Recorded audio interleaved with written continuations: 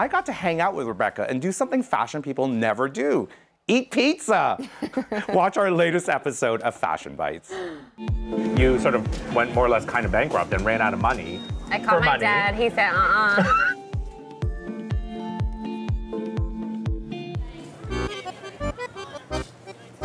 So Rebecca, I'm so excited because you actually dragged me down to my favorite restaurant. Ruby Rosa here in Little Italy is where I am always hidden. No one even knows. I love it. I feel like I'm in the mafia room. Oh, yeah, and I brought you in. Yeah, you're kissing the ring, and we've been inaugurated, and we're going to share a lot of secrets. I can't wait.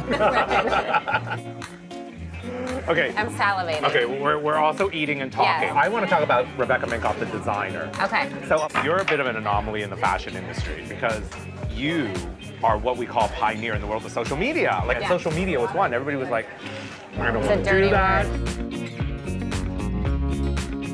Why did you embrace it so early on? I came across a blog and they were talking about my bags and I just thought to myself, I should probably answer their questions because no one else is. And it really scared a lot of people. You know, a lot of our accounts were like, whoa, don't talk to them, you know? And we just said, no, we're going to because what's better than getting direct feedback, you know, from the end customer. But does it influence your designs? Definitely. You know, we take votes sometimes, like what color jeans should we do for summer, mint or blue? And it's fun. Now, you really got your start doing a very small capsule collection. Yeah. And basically reworking the I Love New York t-shirt. So I had just come back from the Caribbean, it was 2001, and I loved how they cut up their t-shirts and put the beads on them, and I thought, I want to do that, but I don't want a Caribbean t-shirt, I want like something from where I'm from. So I did that to the I Love New York shirt. And my sister-in-law wore it out to dinner. She was having dinner with Jen Elfman, who was a big star on Drama and Greg. She said, I want one. So I sent it to her on September 9th, 2001. She got it on the 13th. So, terrible timing. Oh my God, in between, yes. So she went on to Jay Leno and was being interviewed and wore the shirt as kind of an ode to what had just happened. Oh my God. And then I said, I'll donate 100% of the proceeds to the Red Cross, and that led to 8 months of me doing that t-shirt, which I never want to see again. But it led to her asking you to design something for a movie. She actually wanted to do a bag. Yes. So what was that process? I said, of course I do bags. Never done one before. Never done one. Oh, fake it till you make it. Exactly. Welcome to the world of fashion. Right. Yeah. Okay. You named that bag the morning after bag. I did. Kind of like the pill. This is my aspirational lifestyle at the time. You're experimenting, you're going out all night, you're dancing, who knows what happens. And there was an element of, you know, a little bit of romance to that morning walk-up change. Right. You sort of went more or less kind of bankrupt and ran out of money. Yes. And you had to call your brother. Well, you called your dad first. I called my dad, he said, you might be in New York City, and you're my daughter, but I'm not giving you money. It wasn't until my brother, who's now my business partner, got involved. He's like, the goal here is to make some money. Every 6 months, or now every 2 months, every designer is supposed to throw what they've done out the window from the last 2 months and start again. Yeah. So tell me about the show. I mean, we're here. Oh my gosh. I read Patti Smith's book, Just Kids.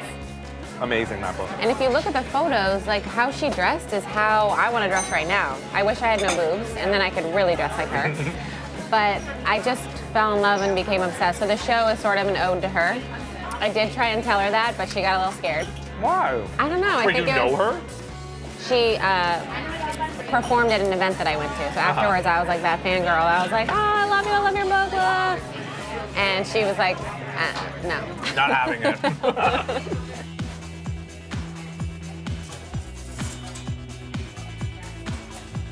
Advice. What is the one thing that you think women can take away for them to always look good? I like to say put on one thing that makes you slightly uncomfortable. Not physically, but like taking a risk. Decide what's going to be the shining star. Is it your shoes or your bag or your blouse? Don't try and clutter your outfit with like 10 zany things. So is there a fad that you just cannot get behind? What do you look at and you think, I can't stand this? When people take away their eyebrows, they like make them invisible, not shaved off, they like cover up. Oh, it's like weird and alien-y, right? It's so weird, it's just not good. Just keep them, they're there for a reason. I plucked my eyelashes out once, but that was not for a trend. Wait, I'm sorry, why did you pluck your eyelash out? That sounds, I'm getting children. Because I got the permanent ones and they started irritating me, and then I was watching The Walking Dead and I got nervous. Oh and my God, oh my God. It was bad. I don't even. My publicist thought I was insane. And Rebecca's show was definitely one of the highlights of day 2. Have a look.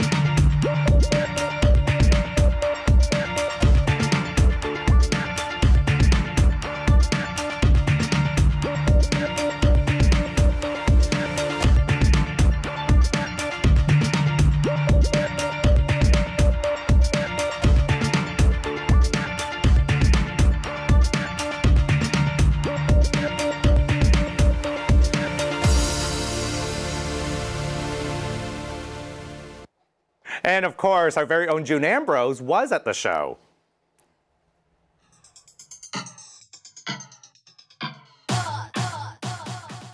Who is the Rebecca Minkoff girl? Like, describe her to me. So we like to call her the downtown romantic. She's a little sexy with a tomboyness to her. She's never shown off too much skin in the wrong places. And she's has fun, she's fearless, and has a whimsical side.